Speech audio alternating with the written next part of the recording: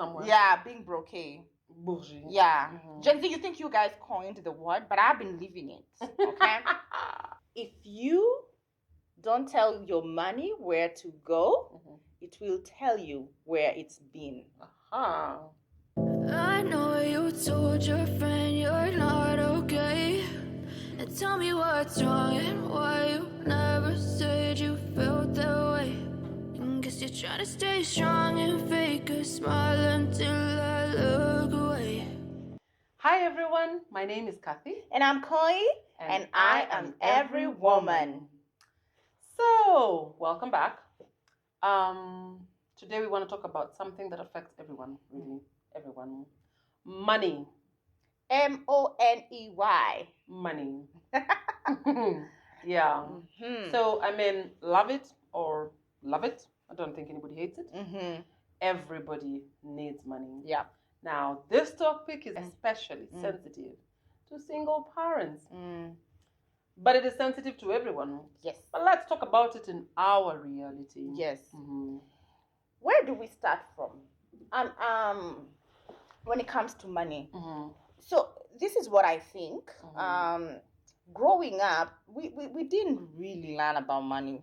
No, not directly. Not Nobody directly. taught us directly. And there's some harsh realities that I feel like as an adult that I've had to face. For example, I didn't know that there's something called relationship with money.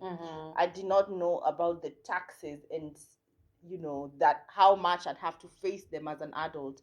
Inflation. Nobody teaches you these things. No. Yeah. These days they're trying, but in our day, no. Yeah. Not really. So these are important questions. Yeah. What's your relationship with money? Yeah. You know, what is money to you? Yeah. How much of it do you need? Yeah. What do you need it for? Yeah. You know? Yeah. Okay, so I think let's start with when do you start learning, or when should you start learning about money and the intricacies of money?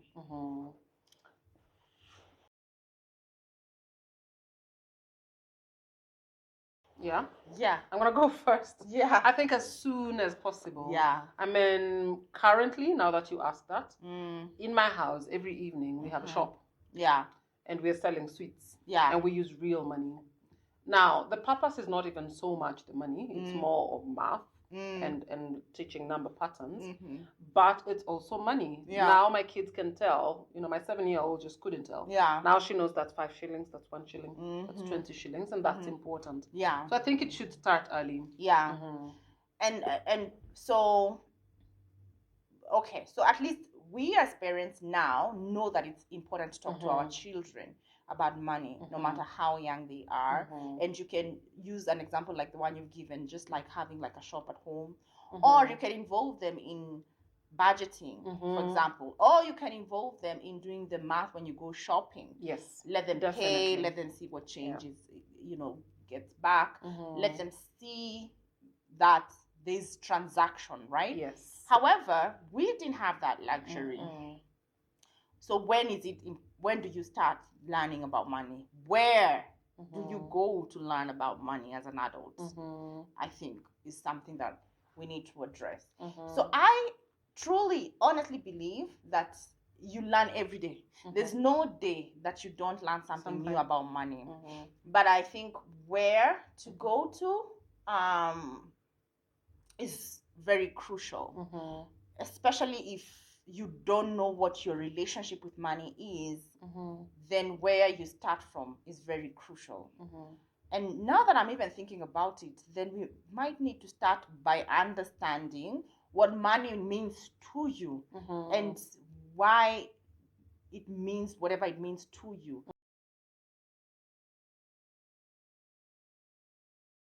Could it be because of what you saw in your childhood?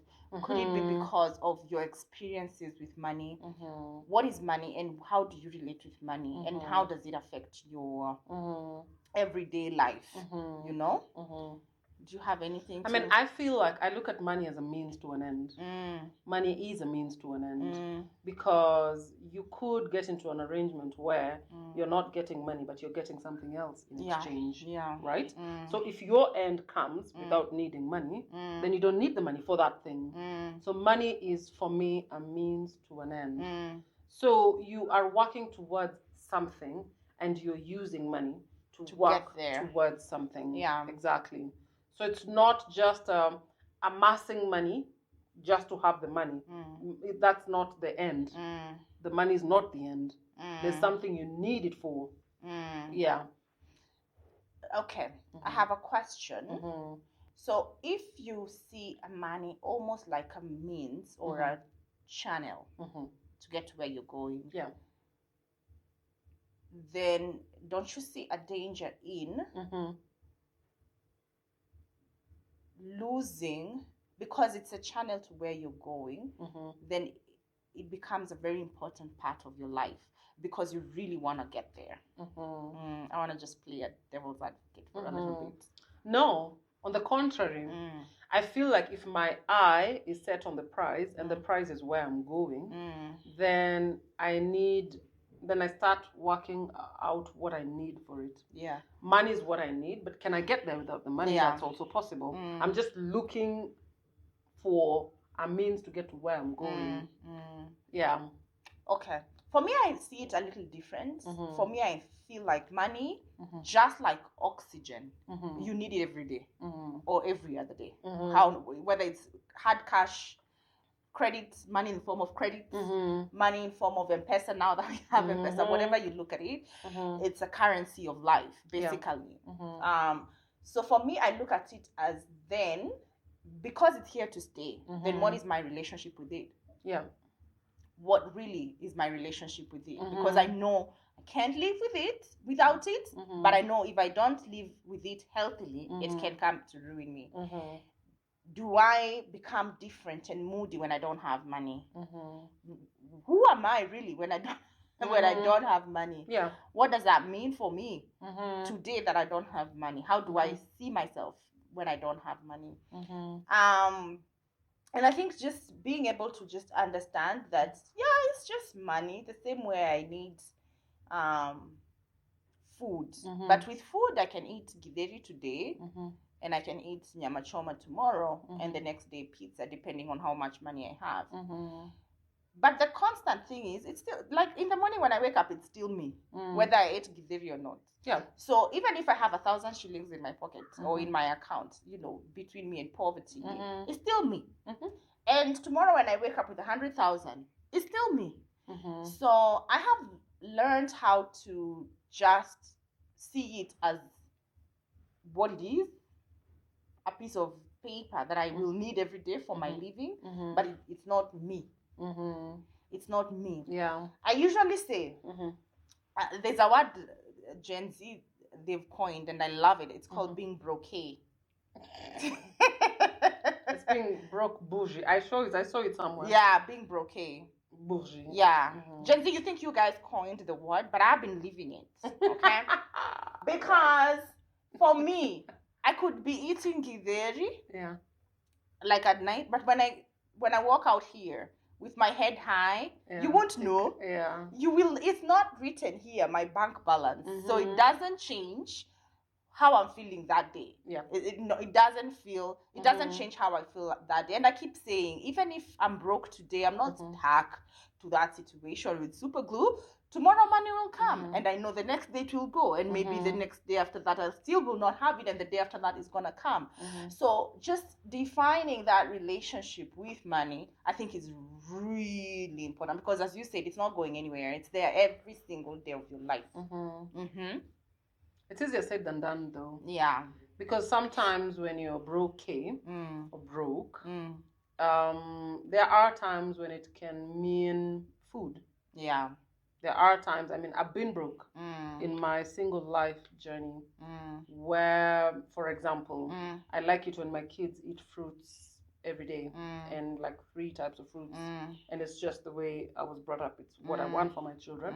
But I've been broke in a situation where I could only afford fruits for 2 days a week. and it's literally just maybe one kind of fruit that's in season that's that cheap. And that broke my spirit. Really? Yeah, it did. Because when you feel like you're not even being able to give your children the bare minimum because you don't have the money, that's a different ballgame. It's a completely different ballgame. I mean, it's one thing not to take your kids for a treat this month. You know, my kids haven't eaten pizza in forever. It's another thing altogether when you can't afford fruits for your children. Not that I've not been there, by the way. Yeah. It's because I don't know that it broke my...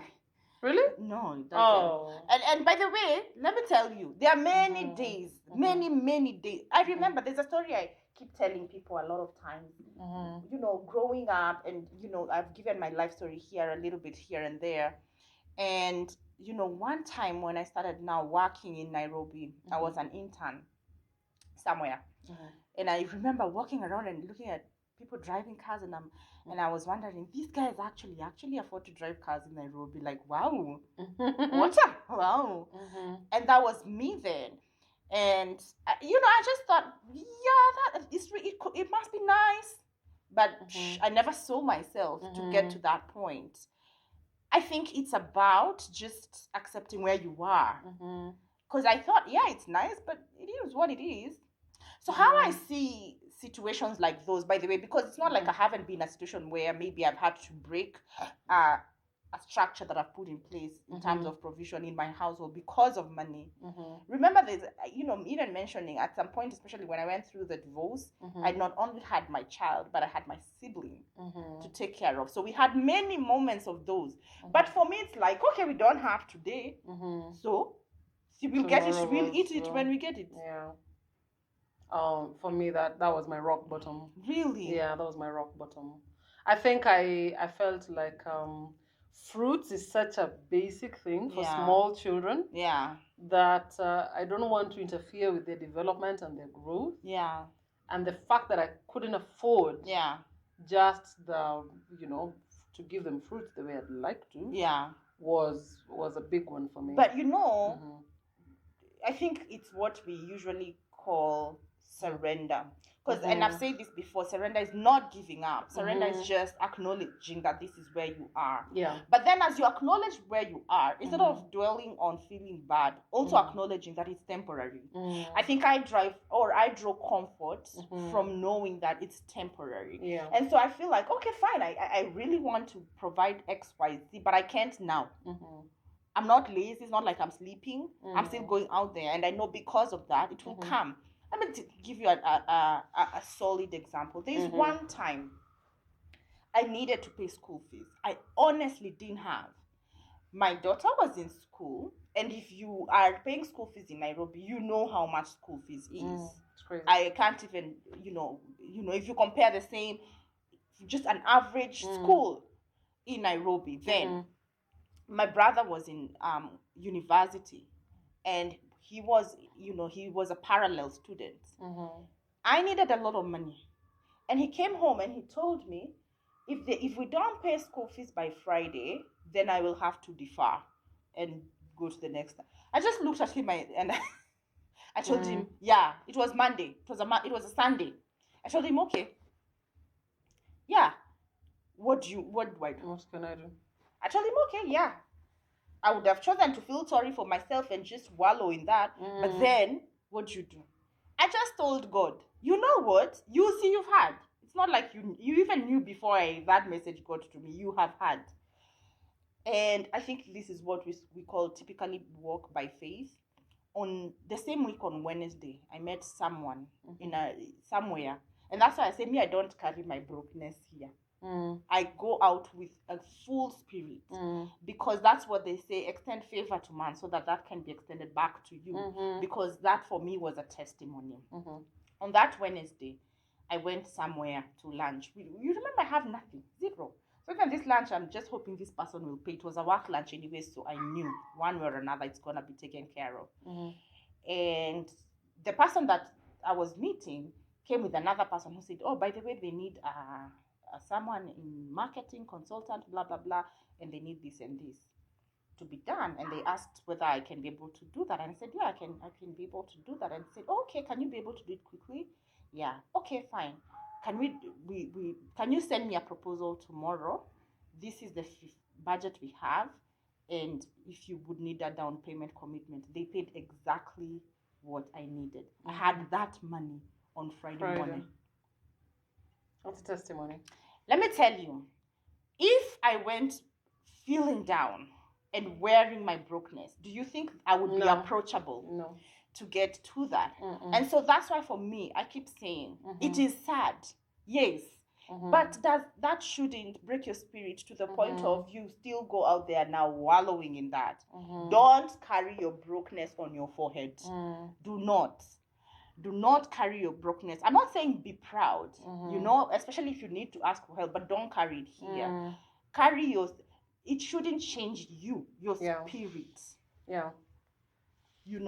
And so for me, but since that day, to be very honest, I never worry about money. People feel like I can come off a little arrogant, but it's not arrogant, it's faith. It's faith, because if I have. When I have, we shall eat pizza. When I don't have, well, let's eat githeri. Even githeri is very yummy with avocado. Githeri can be expensive, by the way. Okay, well, so... That's a wrong example. Okay, but you get what I mean. Yeah. You get what I mean. I hear you. Yeah. I'm just saying, I feel like sometimes, as much as I ascribe to that philosophy myself as well, and it's not even so much... part of it is fake it till you make it. Yes.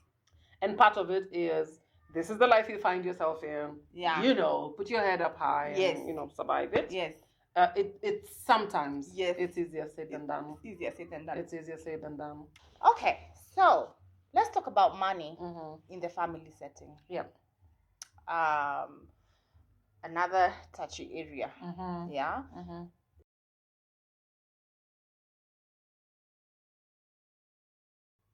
Obviously, we've been in marriages before.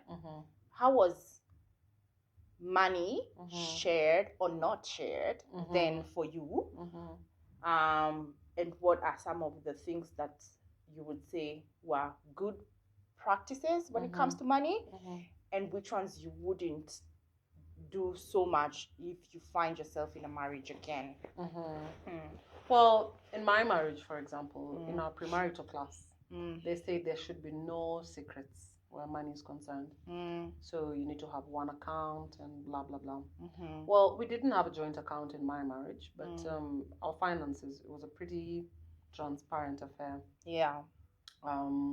Mostly I feel is because my relationship with money was very similar to his. So we didn't fight about money, really. There wasn't much to fight over because we related with money in the same way. Yeah. And that was great. I think it was great. Yeah. Of course, there is always that little amount that as a woman, I used to live for myself that he doesn't know about. I didn't look at it as a lie. I looked at it as, the way sometimes men handle money. They handle it very clinically, we're going to do this and then this, like that. But a woman always has some extra money because maybe you went to buy something, there was a sale, and then you found another 2-3 things that will completely mess the budget now, but will solve a problem will come. And maybe when that problem comes, you're not going to be able to find these things in this way and in that price. You see that, huh? Yeah. But men are the kind who walk into a shop and pick what they wanted, what they needed. Yeah, at that point. Exactly. So I used to keep a little bit of money on the side just for that sort of thing. And I honestly, maybe he knew about it, maybe he didn't, it doesn't matter. But that's the thing. The reality, though, after he exits, is another story altogether. Yeah. Because as much as between you and your spouse, assuming that you and your spouse are in the space where you can handle your money together, the minute he's not there, God forbid he dies, mine died, then everybody else comes in, the state, his family, people that weren't there to begin with, and that just becomes very complicated. Yeah. Yeah. And then all of a sudden, everything you have is subject to an administration letter, which takes years to come out. Yeah. And that can become very messy. Yeah. Very messy. So let's go there. Mhm. Let's go there in Mhm. because these are real life issues. Yeah. When it comes to money, from Mhm. a perspective of losing a spouse, Mhm. what are the things you feel like would be valuable advice for people who are in a marriage? Because nobody knows, whether they'll experience loss. Yeah. What would be that advice you'd say you learned through that process or that journey? Yeah. Well, I'd like to say that while he was alive, it was beautiful. It was wonderful. I never handled the money. I used to give him my entire salary, other than the little bit I used to leave for myself. And he used to handle everything, even money to send to my mother. He used to do that. And then he exits, and then I have to handle everything. And most of it I can't even access because of all these things. I mean, had I known, if I talked to me of those days, some things would be in my name. And I think it would be clear between the two of us. Let some things be in my name and let some things be not in a your secret. name. Not a secret, but it is in my name. Yeah. And it is in your name. Yeah. Because you never really know the eventuality, Properties should definitely have both names. That is an non-negotiable. Yeah. And go to a lawyer so that you make sure there is the clause that says that in the event of one person exiting, the other person takes control. Yeah, I think that's very important because I feel like you really struggle because later now, I found myself in a situation where I have one income where there used to be two incomes and mine was the smaller income. And then eventually even that one small income is not there. And so you can really struggle and you might have, for example, my relationship with money, like I said, is such that it's a means to an end. Yeah. But you get to a point where there's desperation checking in because you have children, you have to feed, you have bills that have to be paid, and therefore you find yourself doing things you wouldn't ordinarily do because of the desperation. You need the money, and then you find yourself now, like you're saying, it affects your mood because you don't know where the money is going to come from. Like you go to the market and buy food for this week, and you literally don't know where you're going to get the money for the food next week. Leave alone rent, and I don't know what. It's just food. Yeah. And therefore, because of that, I feel like money should be talked about. Money is something that people, because in the world that we live in, you need it. You truly need it. So you must have some sense of security. There must be something which is untouchable. Yeah. Which at least will make sure there's some continuity or other. Yeah. I think I totally agree with you. And okay, so for me, my experience definitely was different because it was divorce. But it that process taught me a lot when it comes to money as well.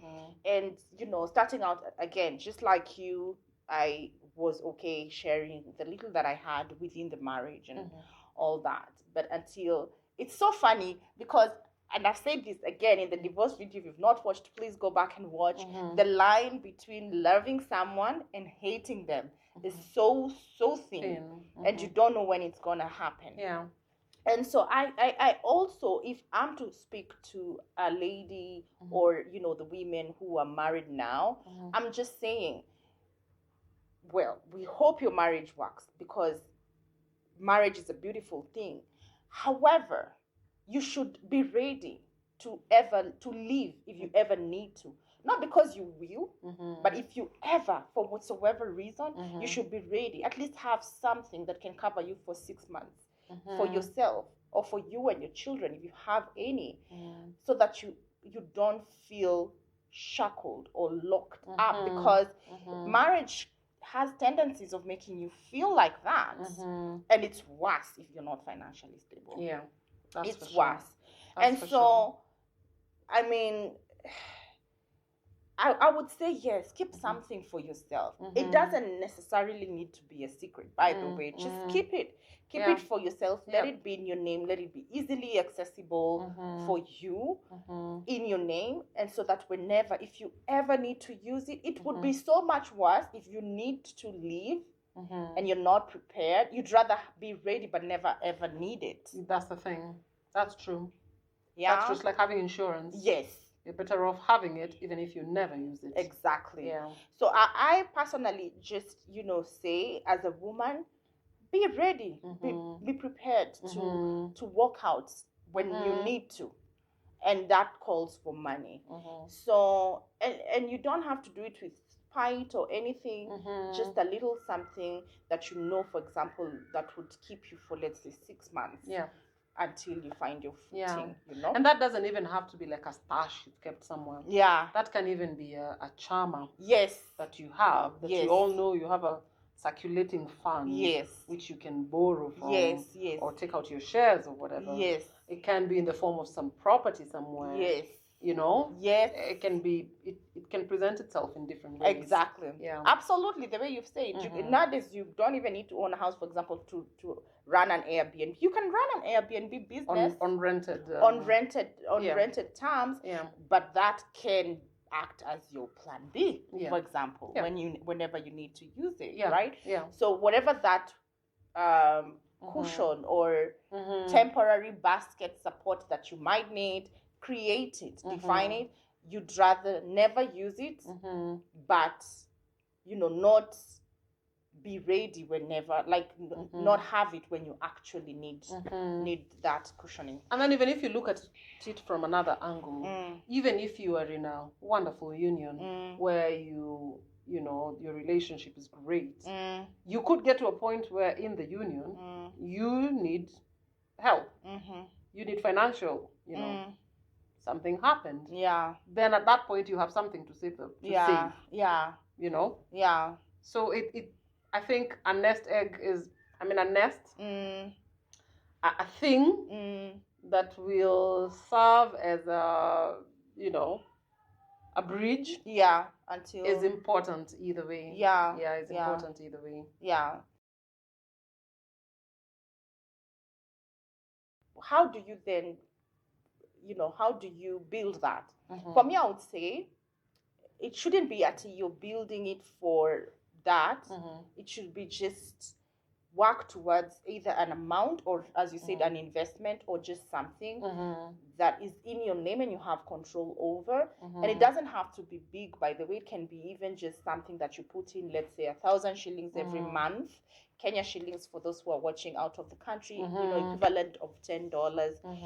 Whatever that looks like for you. And I think this now goes back to why then it's important for you to have a relationship with money, so that you know that if I have $10, if my budget is $10, then I need to be happy within the $10. Within that $10, plan yourself so that you're able to survive on it and put away a little something.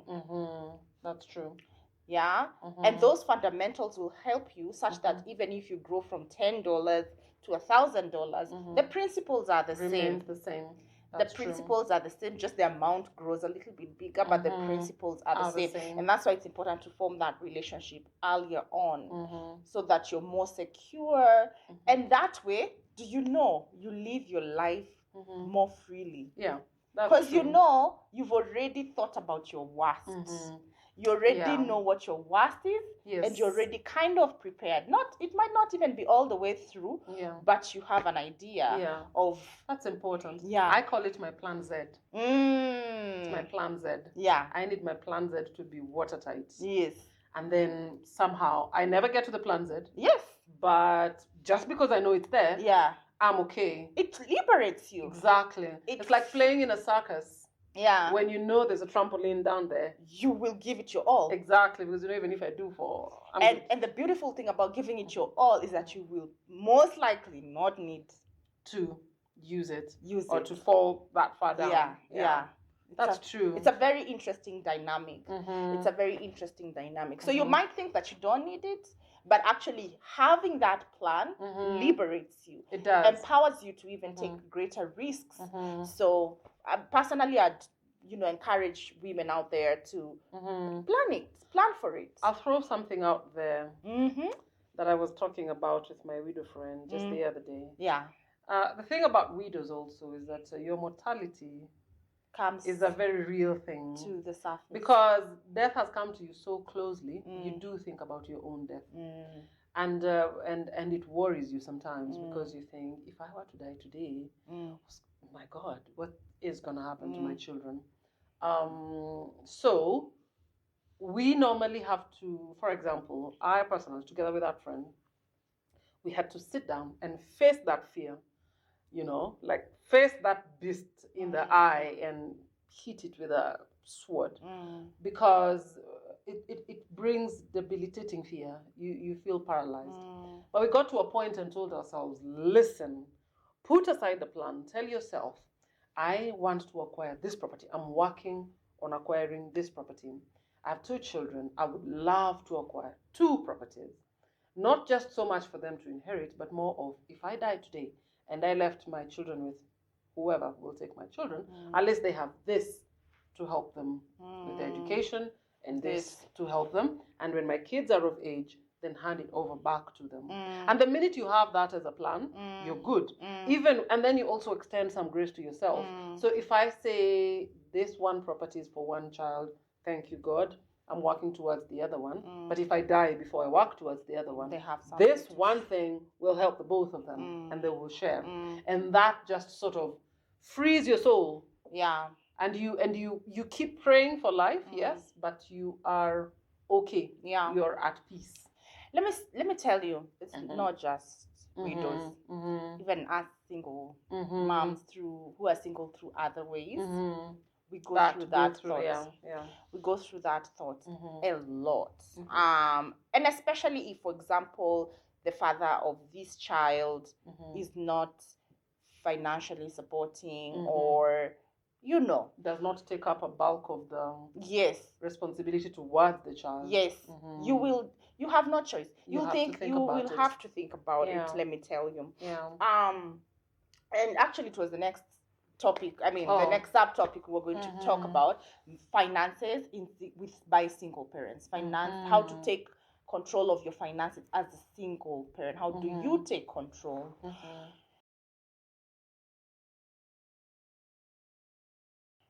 Again, I feel like, where do you start? You start by surrendering. And I will say it and say it again. Surrender does not mean giving up. Surrender just means acknowledging that, one, because of the fact that your family set up as a single parent home, that means what plans in terms of money that works for a home with 2 parents will definitely not work for you. Yeah.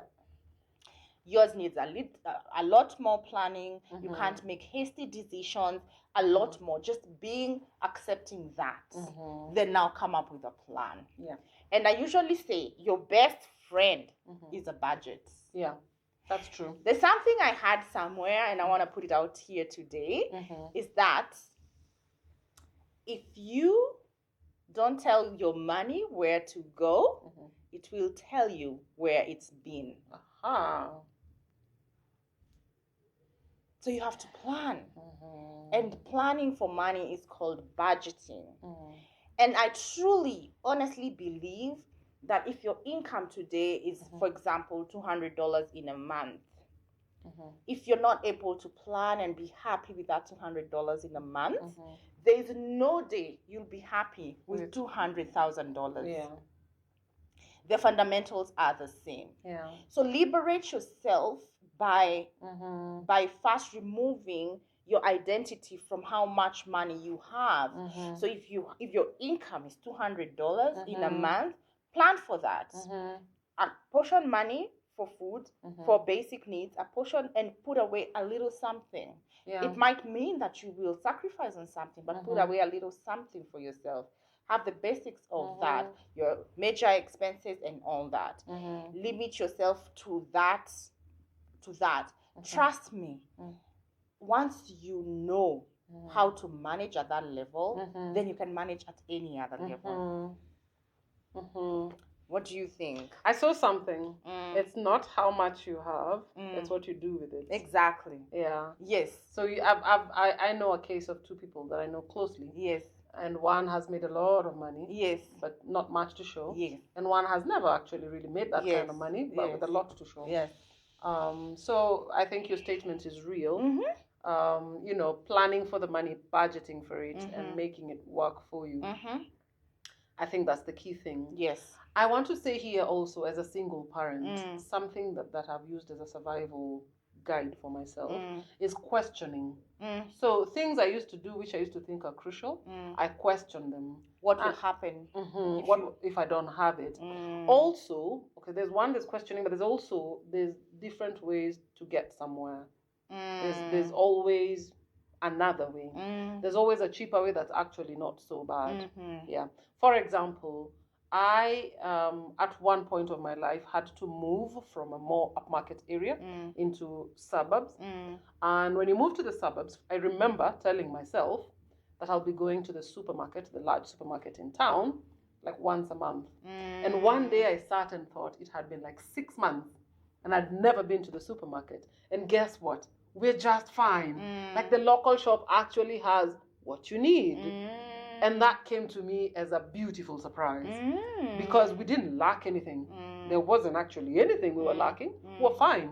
The local shop sells products that are probably more locally made, therefore cheaper, and in small quantities. And the market will definitely be cheaper. And then you can buy in small quantities. I loved it. Yeah. And to be totally honest, I was completely converted. From that time, I have actually never enjoyed living in the middle of town. Because of the expenses, which I find high. The traffic? That everything. Listen. A unit of water in upmarket Nairobi is 300 shillings. A unit of water in the suburbs of Nairobi is 150 shillings. Wow. That's half. I don't get it. I'm not going to touch it. Not even with a stick. So, in my opinion, when I live in the suburbs, I don't feel like I miss out on anything. On the contrary, it occurred to me in that period of my single parenting that I'm actually a village girl. I love the village. I don't know why people don't live in the village. Food is cheap. Everything's cheap. And in the village, because it's a small community. Well, when I say village, the suburbs. Because it's a small community, people will even give you credit. You have your border guy on call, and if you don't pay him today, it's cool. He understands. You'll pay him tomorrow, for example. The other day I was walking home from the market with lots of shopping that was cutting my fingers. And this lady selling vegetables just called me and said, "Why are you carrying things that way? We don't carry things that way. Come, I'll give you a kiondo." And she literally just gave it to me. Said, "Take your things and then you come back." Yeah, you can't do that in the city. You see? That's what I mean. I think it came for me financially. I would say. It came to me as a very surprising thing because I feel like also with small children and as a single parent, living in the suburbs is great.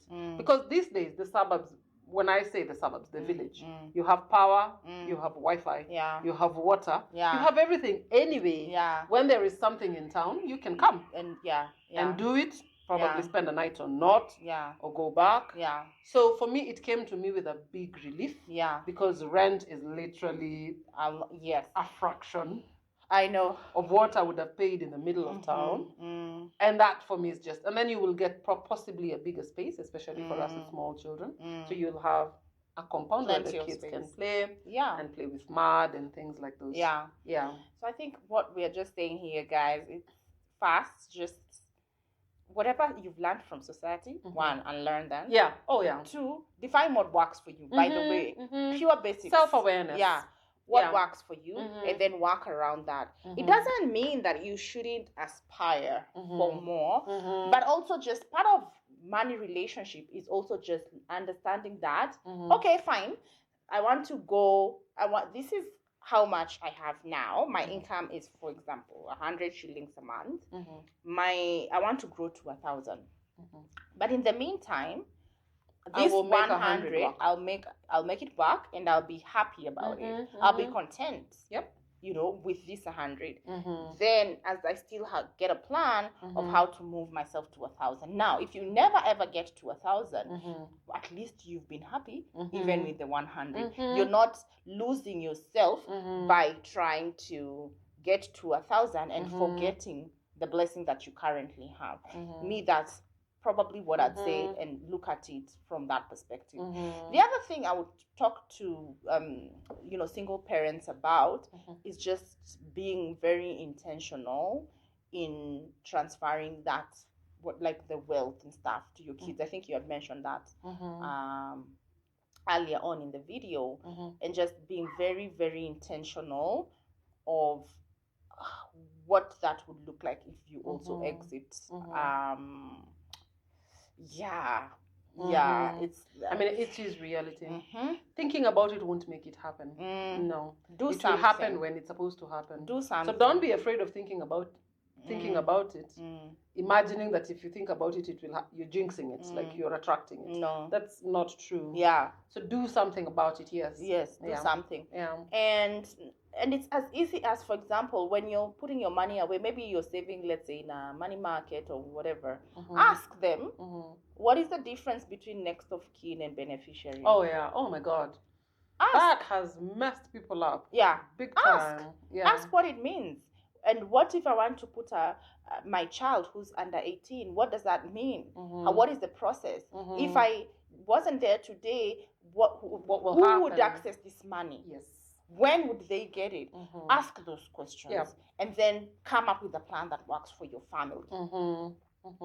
That's true. I'm just going to throw something in there. When you're bringing up your children, remember, you're not bringing up children, you're bringing up adults. Yes. You're bringing up adults. Yeah. So what you want is, whether you will be there or not, let your children be okay. Let your children begin to acquire skills around the money, around their relationship with money, around their own self-awareness, because that's really the only legacy you actually can leave them. So that one, it's not even, it has nothing to do with you being there or your spouse being there or whatever. It has everything to just do with parenting and looking at the future. Be it financial, be it just interpersonal skills, whatever. That's true. That is so true. And it's very interesting how, for example, children really learn from observation. So even them just observing how you relate with money might teach them. Because think about it, even as an adult, when you're thinking about, when you don't know what to do in a certain situation, you ask yourself, what would my mother have done? That's true. So, you fall back to that pattern. So it's important for them to see that relationship with money, but also, being intentional about it, about teaching them about money.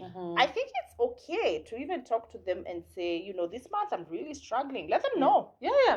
I agree. Let them know. Not even, and don't make it a big deal in a sad thing. Just say, they'll get the energy from you. Say, this month, man, it's a difficult one. We need to cut back. So what are and involve them. What are some of the ways you think we can cut back this month? What do you think we might cut back? You'll be surprised. They'll be ones telling you, oh, mom, the pizza we eat on Friday, let's not eat it. We can eat next month or something. Or better still, let's make it ourselves. Yes. So you might be very, very, very surprised. So it all comes to your energy and how you handle it and your attitude towards it. Even, for example, the way you're saying, like, let's say, I know people have like menus, and maybe there are days for eating chicken, whatever, and you don't have money to buy chicken that day. It's okay.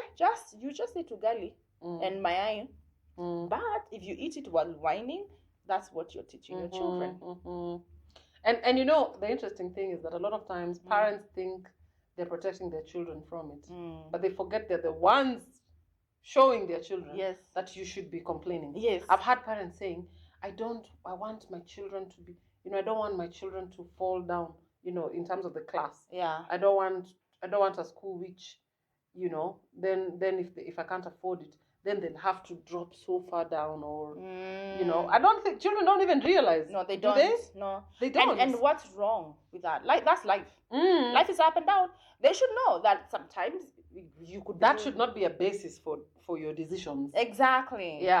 And even the children need to be okay, knowing that, by the way, today we have a car and we can drive to, but the next day we don't have money for fuel, and it's okay, we can pick a matatu. And it's not a big deal. They learn from you.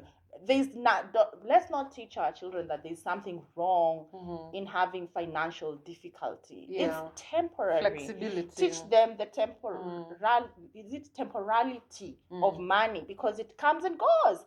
But don't focus on the going. Focus also on the fact that when it's gone, it can come. So why dwell on it? Exactly. Exactly. Yeah.